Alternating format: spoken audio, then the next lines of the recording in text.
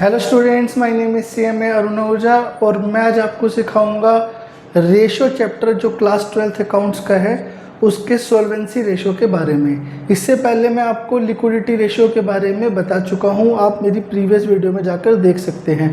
आज मैं आपको सॉल्वेंसी रेशो के बारे में बताऊंगा कि वो क्या होता है और वो कितने टाइप्स के होते हैं। तो आइए स्टार्ट करते हैं।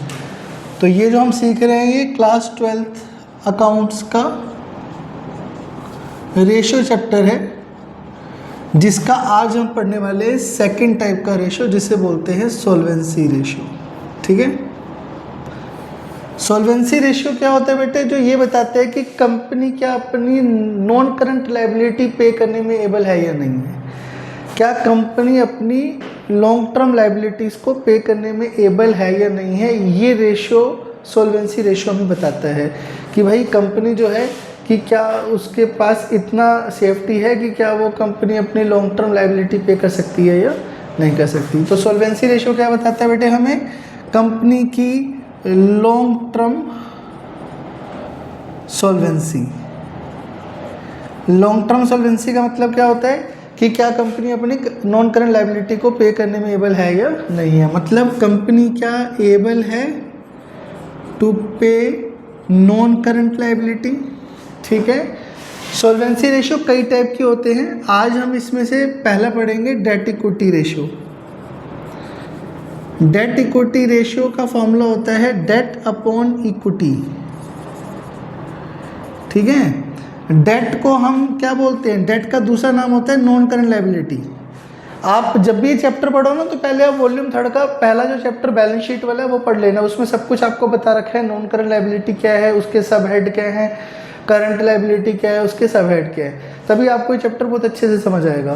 तो डेट का मतलब होता है नॉन करंट लायबिलिटी। अब नॉन करंट लायबिलिटी में जो जो चीज़ें आपने बैलेंस शीट में सीखी है वो सब आएंगी। ठीक है, इक्विटी का मतलब होता है शेयर होल्डर फंड। ठीक है, शेयर होल्डर फंड। ठीक है, ये सब भी आपने बैलेंस शीट में सीखा होगा। तो डेट इक्विटी रेशियो जो होता है वो क्या बताता है?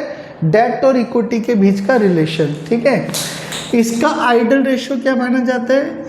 इसका आइडल रेशियो माना जाता है 2:1। क्या माना जाता है?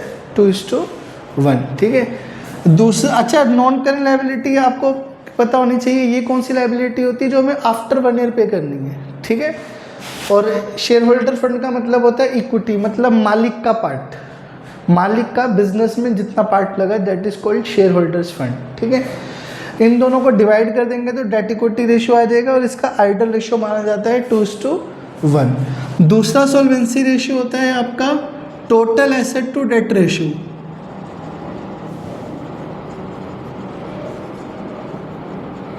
Total asset to debt ratio का फॉर्मूला होता है total assets upon date.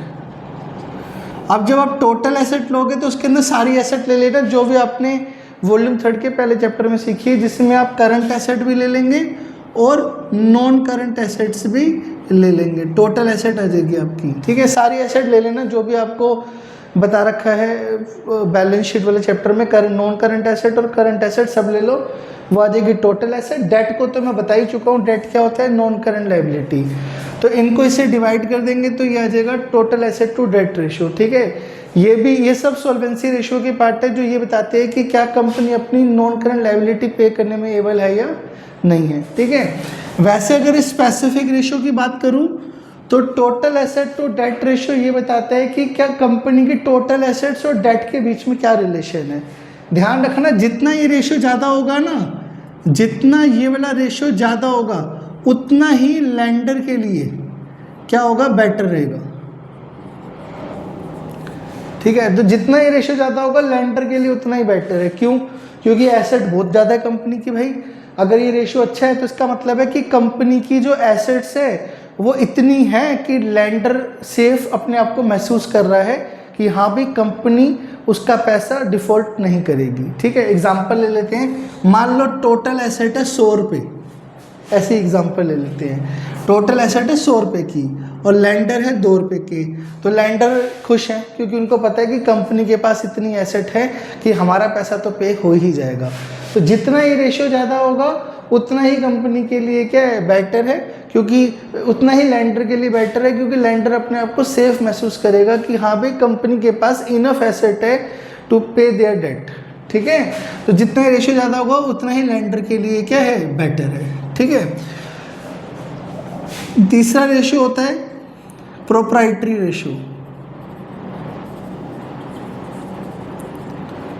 Proprietary ratio का क्या फॉर्मूला होता है? प्रोप्राइटरी रेशियो का फॉर्मूला होता है इक्विटी अपॉन टोटल एसेट्स।